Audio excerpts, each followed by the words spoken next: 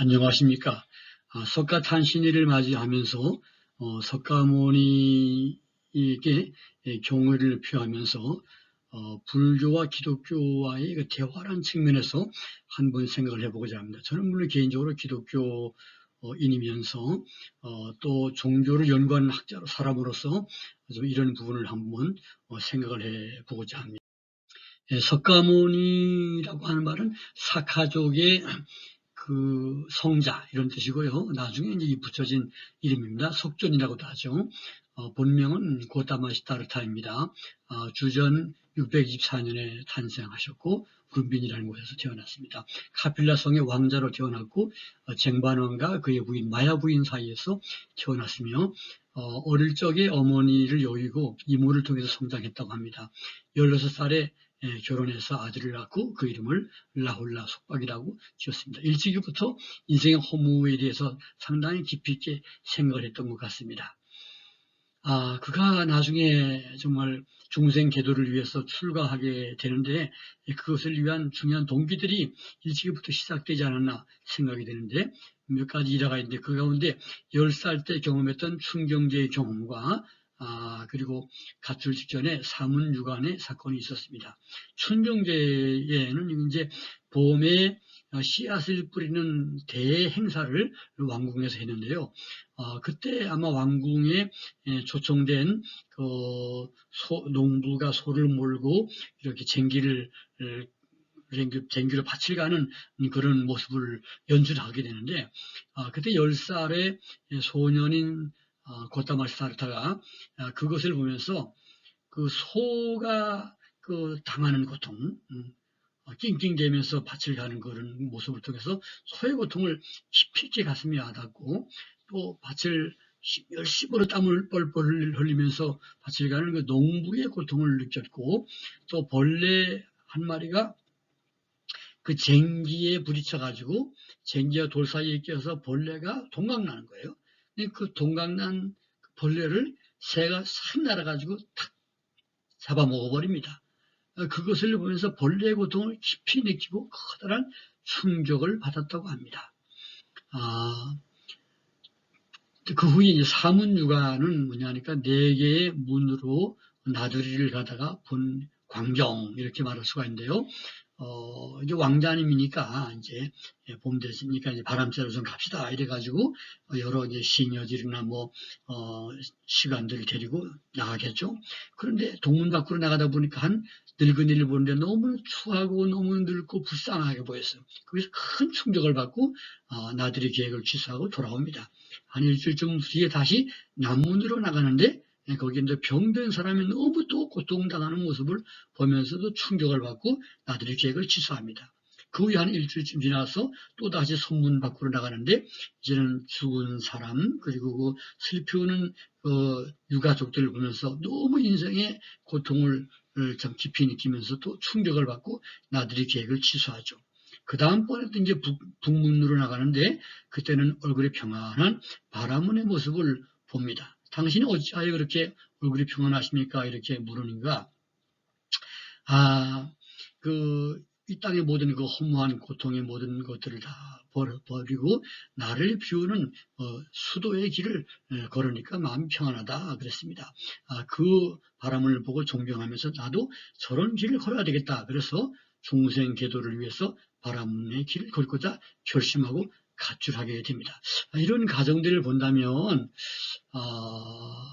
좀 부정적인 측면과 긍정적인 측면 양쪽에서 볼 수가 있어요. 부정적으로 어떤 그 심리 현상을 본다면 이분이 이제 한편으로는 굉장히 그 마음이 여리다, 그래서 동정심이 많다 이렇게 볼 수가 있고 그 궁궐에서만 크다 보니까 바깥에 일어나는 어떤 그 일반 사람들의 일상적인 고통을 너무 심각하게 느낄 수밖에 없는 참 순수한 그런 왕자였다 이렇게 볼 수가 있고요.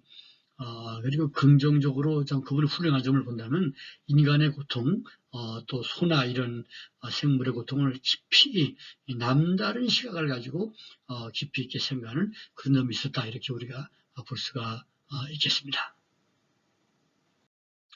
그때 그의 나이가 27살인데요. 사실 27, 30, 35 그래 봐야 아직 좀 젊고 세상의 쾌락과 부귀를 더 누리고 싶은 그런 때이죠. 그런 한창의 나이 때 처첩들과 자식들을 다 뒤로하고 입산 수도의 길을 떠났습니다. 그 후에 가진 고통을 감내하면서 6년 만에 보르스나무 아래서 특도합니다. 이 오른쪽에 있는 그 사진이 보르스나무인데 이것은 태국의 아유타 공화국 그 불교 성지죠.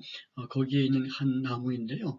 밑에 보면 조그마한 그 얼굴이 보이는데 이게 불상인데 불상을 그 보르스나무 줄기가 이제 덮은 거예요. 이제 보르스나무가 독특한 것이 줄기에서 또 뿌리가 내려와서 수없이 많은 뿌리가 내려오면서 굉장히 신비스러운 분위기를 자아내죠.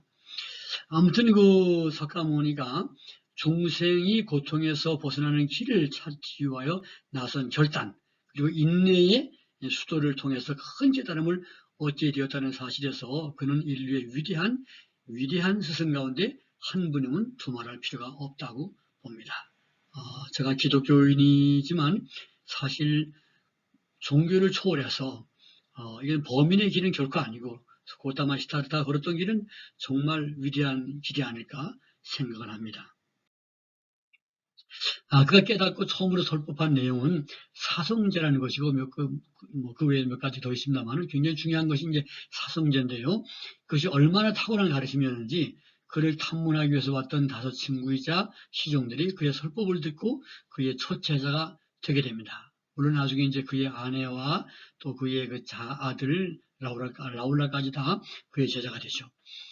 이 석가모니의 설법은 굉장히 논리가 정교하게 들어맞고 깊은 감동이 있었는데 그것은 그가 궁에서 왕자로서 많은 학식을 익혀서 학자적인 자질에 충만했음을 보여줍니다. 또 하나는 비상한 기억력과 모든 종류의 고통에 대해서 결코 일반적이지 않는 남다른 깊은 고뇌와 그 고통에 대한 공감을 하는 그런 사람이었음을 보여집니다. 그가 얼마나 그 고통에 대해서 많은 깊은 고뇌를 했고 정리했는지를 우리가 보면 참 놀라움을 금할 수가 없습니다.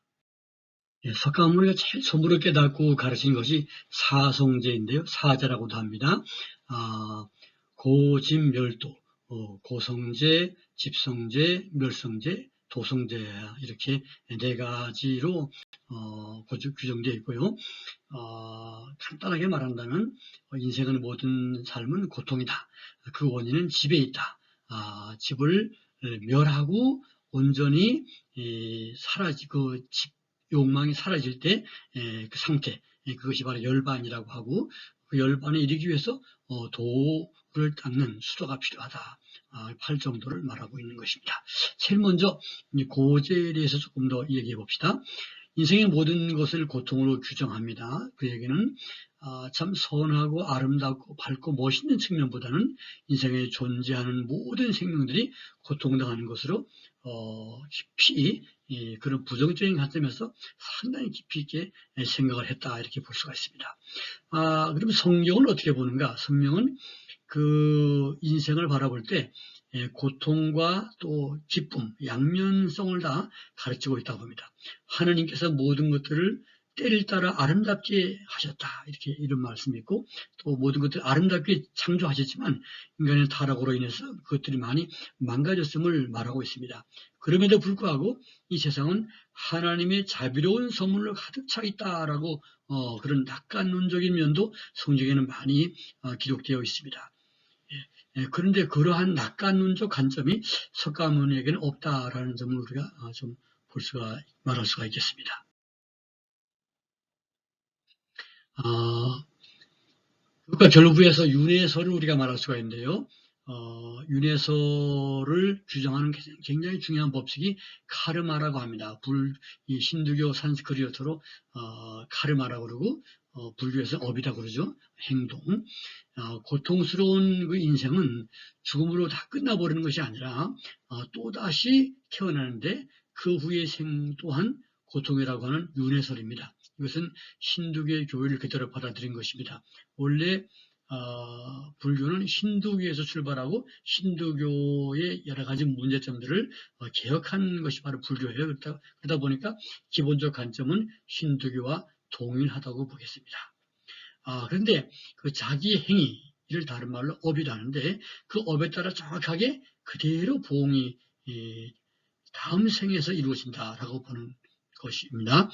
그것을 카르마라고 그러고 업이라고 합니다. 이걸 이제 다른 말로 인과응보의 수레바퀴다. 그러니까 현재의 생은 과거에 내가 행한 그 결과가 지금의 나의 모습이고 지금의 모습은 지금의 행동은 미래의 나를 결정한다. 이것이 카르마의 법칙이고 윤회의 법칙이라고 보겠습니다. 그럼 이 업사상과 기독교의 은혜라든지 심판이라든지 이런 기독교의 진리와는 한번 어떻게 비교가 될 수가 있을까? 성경에서도 갈라디아 6장 7절에 보면은 사람이 무엇을 심든지 그대로 거두리라 이런 말씀. 거의 행한 대로 복이 온다는 말이죠.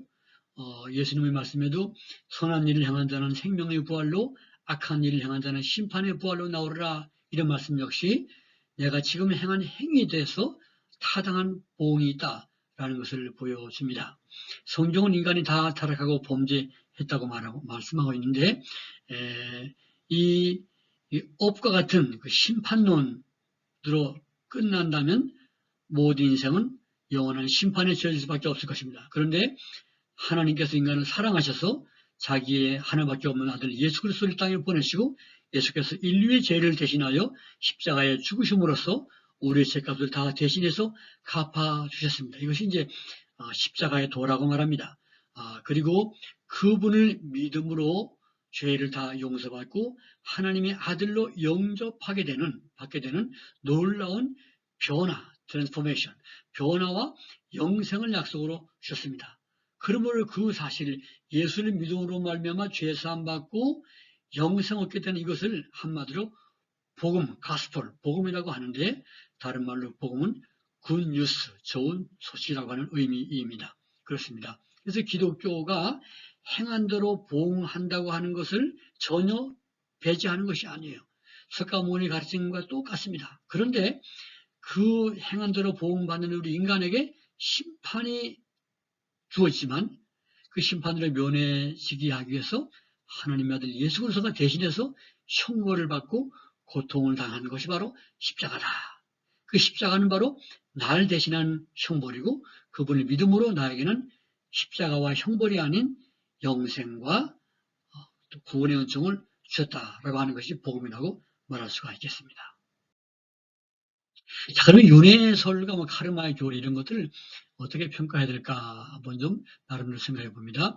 불교에서는 끝없이 윤회하고 자신의 죄와 선행에 따라서 정확하게 다음 생에서 더 높은 존재로 혹은 야수나 형편이 없는 번제로 태어난다고 합니다. 그렇기 때문에 살생은 금물입니다. 물론 살생은 금한다 할 때 모든 생명체를 귀한 것으로 여긴다고 하는 의미가 있고요. 또 하나는 저 죽어가는 그 민물, 짐승이 혹여나 돌아가신 내 부모님일 수도 있고 내 발에 밟혀 죽은 개미가 죽은 할머니일 수 있다고 하는 생각 때문에 결코 살생할 수가 없고 또 살생하고 그러는 것은 큰 죄가 악이기 때문에 나에게 앞으로 그 행한 대로 보응받는데 큰 걸림돌이 되기 때문에 더 나쁜 업을 쌓는 거기 때문에 살생을 금하고 있습니다. 이 윤회에서 의문이 제기되는 것은 인과응보라고 하는 것은 도덕과 윤리적 기준이 있기 때문입니다. 그런데 그러한 양심과 윤리의식, 인과응보에 어떤 윤리성이 인간에게만 있지 않을까 생각해 보는데요. 만약에 현재의 그 수도를 하고 손을 막 닦아서 다음 생에 좋은 곳으로 태어난다고 한다면 만약에 개미나 짐승들도 윤리의식이 있어 개미가 남을 도와주고 열심히 선을 행하고 짐승들이 남에게 자기 먹을 걸 안 먹고 도와주고 말이죠. 이런 선을 베풀어서 다음 생에는 기대할 수 있을까? 짐승들에게도 과연 윤리와 도덕 기준이 있을까? 의문시 됩니다. 성경은 사람들만이 하나님의 형상대로 지음을 받았다고 말합니다. 그렇기 때문에 사람은 도덕성과 윤리성과 종교성을 가지고 있습니다. 죄를 지으면 양심의 가책을 받습니다. 아무도 따라오는 이가 없고 경찰이 수색하지 않아도 먼저 가슴이 두근거리고 마음이 평안히 사라지게 됩니다. 사람의 인격과 영혼은 하나님께로부터 왔기 때문에 누구나 존재하는 것이고 그에게는 그 독특한 양심이라고 하는 것이 있는 것입니다. 그렇기 때문에 인간의 삶을 살아갈 때 도덕성과 윤리성이 있는 것이고 도덕과 윤리를 무시하고 본능대로 사는 사람들을 짐승 같은 놈이다. 짐승보다 못한 놈이다. 그런 말을 하지 않습니까? 그런데 짐승들에게도 과연 윤리의식을 가지고 다음 생애를 위해서 뭔가 준비할 수 있냐? 이 지상에서는 석가모니나 또 도를 추구하는 모든 사람들처럼 윤리성을 지키고 정말 그 노력을 하고 후대 생활을 위해서 좋은 업을 쌓겠지만 짐승도 과연 그렇게 할 수 있을까 할 때 상당한 의문을 가할 수밖에 없습니다. 그리고 8정도에서 이제 그 고성제, 고제에서 8가지 고통을 그는 말하고 있는데요. 먼저 생고, 태어나는 고통, 노고, 늙어가는 고통, 병고, 질병의 고통, 사고, 죽는 고통, 또 애별리고, 사랑하는 사람과 이별해만 가는 고통, 참 아프겠죠. 또 원중해고, 미워하는 사람과 만나야만 되는 고통, 미워하는 사람과 헤어지지 않고 같이 살아야만 되는 고통, 그런 것도 많이 있죠. 또 구부 듣고 구해도 얻지 못하는 고통, 또 오미성고, 오미 무성한 고통으로 생활 속에 또 보고 듣고 말하고 생각하는 이 모든 많은 그 욕망들의 그 고통, 이런 그 고통을 그는 말했습니다. 사실 이런 간증도 우리가 일리가 있고요. 또 솔로몬은 말하기를 해 아래 모든 것이 헛된데 그럼에도 불구하고 하나님께서 모든 것들을 때를 따라 아름답게 하셨다. 그래서 우리로 하여금 그 일시적이나마 그 아름다운 것들 인생들이 해 아래서 누리게 하셨다라고 하는 낙관론도 제시하고 있습니다. 이 석가모니의 고통에 대한 분석은 굉장히 깊이가 있고 논리적이고 학식이 탁월했음을 보여줍니다. 솔로몬도 인생 말년에 말하기를 해 아래서 인생은 다 헛되고 헛되니 모든 것이 헛되다 이렇게 말했고 사도 바울도 만물의 피곤함을 말로 다 할 수 없다 그렇게 말했습니다. 그렇습니다. 타락한 인생을 사는 날 동안에 인생의 모든 삶은 많은 고통이 주어진다고 말하고 있고 또 욥도 말하기를 사람이 산 날 동안에 마치 장작불이 꺼질 때까지 그 재가 하늘로 올라가듯이 인생이 그와 같이 고통이 끊임이 없다. 그런 표현을 한 곳이 있습니다. 그러나 성경은 그런 고통당하는 인생에서 예수 그리스도의 오심을 통한 정말로 희망으로 역사를 바라봅니다. 모든 고통을 대신 짊어지고 골고다 언덕으로 올라가신 예수 그리스도의 십자가 그리고 부활을 통해서 그를 믿는 자에게 함께 부활과 영원한 생명을 약속하여서 영광스러운 날을 바라보는 것이 또 기독교의 특성이라고 볼 수가 있겠습니다. 그 다음에 두 번째 사성제 가운데 두 번째 교리가 집제입니다. 집제 또는 집성제라고 합니다. 집제. 이 집자는 이제 모을 집자인데요. 모든 것에 대한 집착을 의미합니다. 즉, 모든 고통의 원인이 뭐냐? 바로 집에 있다. 집착에 있다는 겁니다. 모든 갈망 그 자체를 집으로 규정합니다. 감각적인 쾌락을 향한 욕구를 욕해라 하고 내세에 좋은 거 영원히 살고 싶다는 마음, 즉 존재의 욕망을 유해라 하고 허무한 것을 인지하면서 거기에 안주하고자 하는 태도를 무유애라고 하는데 이 무유애도 역시 자기중심적인 것이므로 하나의 집착을 옵니다. 그러니까 굉장히 집에 대한 그 범위가 넓은데 우리가 아는 그 잘못된 집착, 잘못된 욕망만이 아니라 어떤 좋은 것에 대한 욕망까지도 여기에서는 그 집으로 같이 표현하고 있습니다. 성경 말씀에서도 욕심이 잉태한 즉 죄를 낳고 죄가 장성한 즉 사망을 낳느니라 이렇게 말하고 있고 모든 많은 그 고통과 괴로움의 원인을 욕망이 있다라고 하는 그 설법은 성경과도 상당히 일치하는 것이라고 우리가 말할 수가 있겠습니다. 이 집제에 대해서 현대적으로 한번 평가해 보겠습니다. 인간으로서의 모든 활동과 건전한 욕망들조차도 집착으로 보는 것은 좀 이게 참 지나치지 않을까 이런 면도 좀 있습니다. 근데 이러한 관점은 사실 자아의 발전이나 성취, 과학의 진보나 발명, 경제 생산의 발전을 가져오기 어려운 세계관이라고 볼 수가 있습니다. 우리가 건강한 욕망이 있기 때문에 내가 발전하지 않습니까? 그런데 그것까지도 다 집죄로 보기 때문에 또 부정하기 때문에 상당히 우리의 자해 발전과 과학 발전 같은 것은 조금 보기 어려운 세계관이 불교의 세계관이 아닌가 이렇게 보아집니다. 그런데 또한 다른 면이 다른 관점에서 우리가 이것을 볼 수가 있는데요. 현대의 산업 발달과 무분별한 자연 개발로 인해서 지구가 몸살을 앓고 기후 온난화 등으로 지금 대재앙이 계속해서 발생하고 있습니다. 그리고 지구 종말적인 위기를 맞으면서 이 불교의 석가모니께서 말씀하신 이 집죄라고 하는 것도 상당히 각광을 받기도 합니다. 우리는 정말이지 우리 일상생활부터 해서 정치, 경제, 산업 전반에서 우리는 많은 것들 좀 욕심을 내려놓아야 될 필요가 있어요. 적게 먹고 좀 더 적게 쓰고 적게 누리고자 하는 노력이 정말 많이 필요한 이 시대입니다. 과한 것에서 모든 고통이 시작된다 하는 것은 굉장히 중요한 가르침이고 또 석가모니의 경종을 오늘 이 시대 인류가 깊이 새겨야 되지 않을까 이렇게 생각합니다. 지금 매년마다 일본의 아사히 그린 재단에서 지구 환경 시계를 발표하는데요.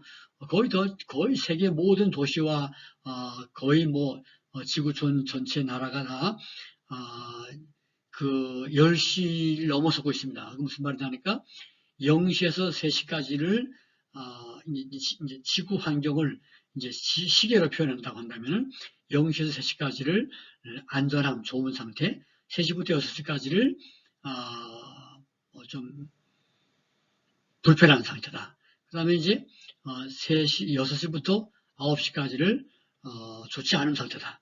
그 다음에 9시부터 12시까지는 이제 굉장히 위험한 상태고 위기이고 그리고 12시가 되면 완전히 더 이상 도무지 인간이 살 수 없는 지구 종말이다 라고 하는 것인데 지금 사실상 지구가 10시 정도를 가리키고 있다는 것은 굉장히 전 지구촌 이건 사상과 나라와 이 이념을 떠나서 굉장히 지구촌 전체가 다 온 인류가 위험에 처해 있다고 볼 수가 있습니다. 이번에 코로나19를 닥치면서 온 세계가 국경을 초월해서 위기의식을 갖듯이 이 전 세계가 정말 우리는 위기의 때를 맞고 있습니다. 이런 때에 석가모니의 집죄의 가르침은 굉장히 우리가 욕심을 과감하게 내려놓을 것을 가르치고 있는데 굉장히 마음속에 잘 담아야 되지 않을까 이렇게 생각합니다. 석가모니가 가르친 고통의 원인은 집에 있습니다. 집착을 버리고 욕심을 내려놓으라 라고 하는 가르침은 인류는 정말 새겨들여야 된다고 봅니다. 지구는 욕망 때문에 멸망할 것이 확실합니다. 성령의 가르침도 다를 바가 없는데 성령은 집이라고 하는 관점보다는 하나님께 대한 순종과 불순종을 더 크게 가르치면서 어떤 사람들이 하나님에 대한 불순종 때문에 죄악이 닥쳐왔고 파멸이 온다 이렇게 말하고 있습니다. 어떤 점에서 이 불순종과 집은 상당히 공동점이 많아요.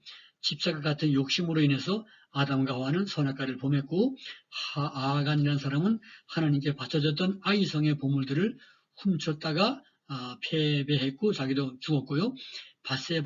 다윗이라고 하는 성군도 바세바를 범했고 다 그게 이제 욕심이잖아요. 집이잖아요. 불교로 말하는 집착.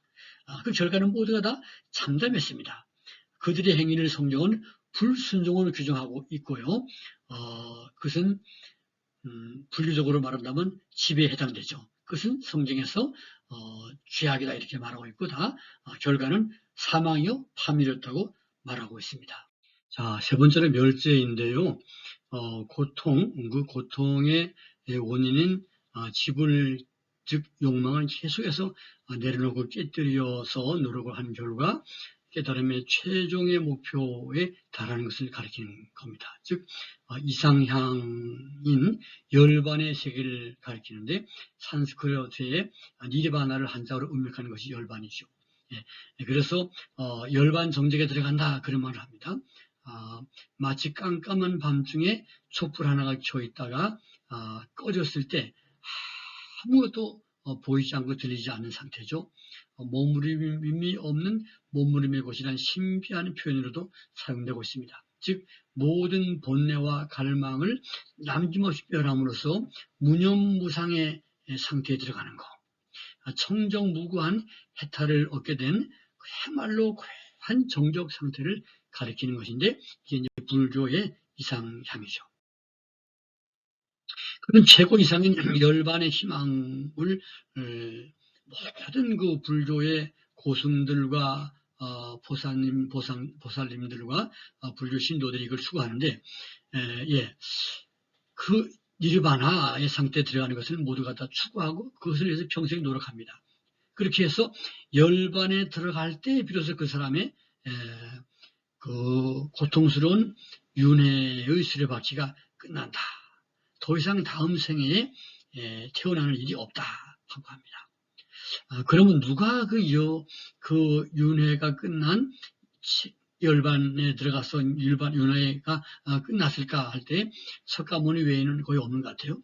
한국 불교계의 최고봉인 오녀대사조차도 열반에 이르지 못하고 보살로 살았다라고 합니다. 아직 한국에는 열반에 든 자가 없다고 합니다. 그렇다고 한다면은 불교의 수의 끝은 거의 99.9999%가 절망이라고 봐야 합니다. 사실 한 인간이 모든 번뇌를 내려놓고 그 청정무구의 니르바나의 상태로 들어간다는 것은 거의 절망인 것 같아요. 그러면 기독교의 최고 이상은 무엇인가? 기독교 신앙의 최고봉은 여러 가지로 표현되곤 했습니다. 예를 들어서 그 초대 교회 때 그 로마 제국으로부터 많은 핍박을 받을 때는 그 순교하여서 주님 품 안에 영광스럽게 올라가는 것을 기독교의 최고봉이라는 생각을 했다고 합니다. 그런 일반적으로는 예수 그리스도와의 합의를 통해서 성령을 통하여 그분이 내 안에 오시고 내가 그분 안에 거하는 그런 신인 합일의 경지, 신이 내 안에 계시고 내가 신 안에 거하는 신합일의 경지가 엄청난 경지죠. 한 인간이 하나님과 하나가 됐다. 그분이 내 안에 있다고 하는 건 이건 얼마나 놀라운 경지입니까? 자, 그것을 이제 예수께서 말씀하셨는데, 나는 포도나무에 놓이는 가지니 저가 내 안에 거하고 내가 저 안에 있으면 이 사람은 열매를 많이 맺는다. 그렇게 여러 차례 신은 합일에 대해서 주님께서는 약속하셨습니다. 그렇다고 한다면 과연 이 경지를 좀 경험한 그런 사람들이 몇 명이나 있을까요? 예. 놀랍게도 우리 기독교 역사에서는 무수히 많은 그리스도인들이 회개하고 주 예수를 믿고 기도 생활에 전념하는 가운데 또 하나님께 순종하는 가운데 성령을 선물로 받아서 성령 충만한 상태를 경험했습니다. 그래야므로 성령 충만한 상태에 들어가게 되면 정말 성령을 통해서 하나님의 영이 내 안에 거하시고 내가 하나님 안에 거하고 완전한 평화. 그래서 그 성령 안에서 사랑과 희락과 그 자비와 양선과 충성과 온유와 절제, 이 모든 그 하나님의 은혜와 은사가 가득한 그런 것들을 경험을 했다고 봅니다. 요한 웨슬리는 성령으로 충만해서 죄의 동기조차 전혀 없는 순결한 그야말로 그 순결 그 청정한 상태, 거기에 계속해서 머물러야 될 것들을 요청했는데 그것들은 이제 완전주의라고 하는데, 그 신학적 완전주의는 요한 웨슬리도 그런 상태를 많이 경험하면서 그것들을 요청했지만 항상 그 완전은 다시 죄에 빠질 가능성이 늘 있는 불완전한 완전이에요. 왜? 인간의 육체를 가지고 있다 보니까 늘 연약합니다. 그러나 다시 또 회개하고 다시 그분을 바라볼 때 다시 그 온전한 상태에 들어갈 수가 있는데, 요한 웨슬리는 그 상태에 항상 머물러 있을 것을 요청했던 귀한 사역자였습니다. 아무튼 간에 많은 크리스찬들이 다시 비록 넘어진다 하더라도 그러한 성령 충만하여 신인 합일에 영광스럽고 기쁨이 가득한 상태를 많이 경험을 했다 하는 것들이 이제 많은 분들의 간증이라고 봅니다. 불교에서는 영원한 실제, 리얼리티, 실제가 사실 없죠.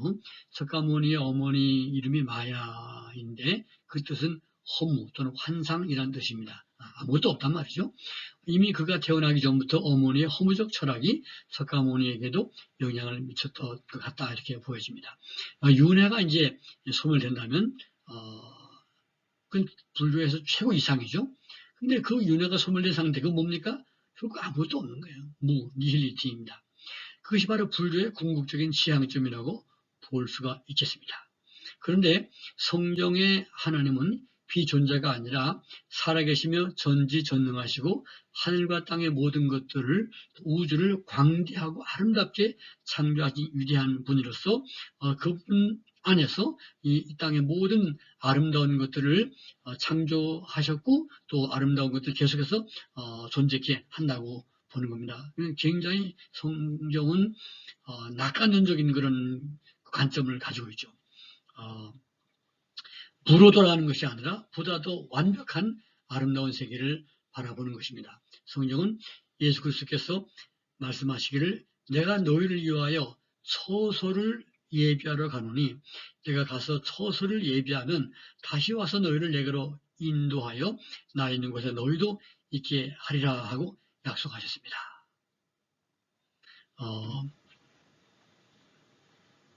그러므로 기독교는 험으로 끝나는 종교가 아니고 해피엔딩, 네버엔딩의 세계관을 가지고 있다라고 말할 수가 있겠습니다. 열반에 들어갈 것인가? 천국에 들어갈 것인가? 열반이라고 하는 것은 조금 전에도 말씀드렸다시피 또 많은 그 고승들께서도 고백한다시피 사실 인간으로서는 불가능한 높은 수준의 너무나 까마득한 끝이 보이지 않는 사닥다리의 연속이 아닌가 생각이 됩니다.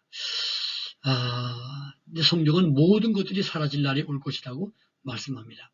하나님은 알파와 오메가이십니다. 그분은 창조의 하나님이시고 심판자이십니다. 이 땅의 모든 것들이 심판당하고 무너지는 날이 있을 거라고 말합니다. 그러나 그 후에 영광스러운 세계를 재창조하여 그분께 대한 믿음과 순종의 삶을 살며 손을 향하는 사람들에게 부활과 영생으로서 새하늘과 새 땅에 참여하게 하신다고 성경은 약속하고 있습니다. 열반 정족에 들어가서 윤회가 끝나는 무의 세계가 종국이 아니라 꽃들이 피어나고 생명수 강가에서 영원토록 살아가면서 하나님을 섬기게 하는 것. 이것이 바로 기독교 성경에서 말하는 영원한 목표입니다. 그리고 많은 분들이 이미 천국에 갔었다고 하는 것을 입신이라고 하죠. 그런 입신의 연사를 통해서 다녀왔다고 하면서 본 사람들의 증거도 또 많이 있죠.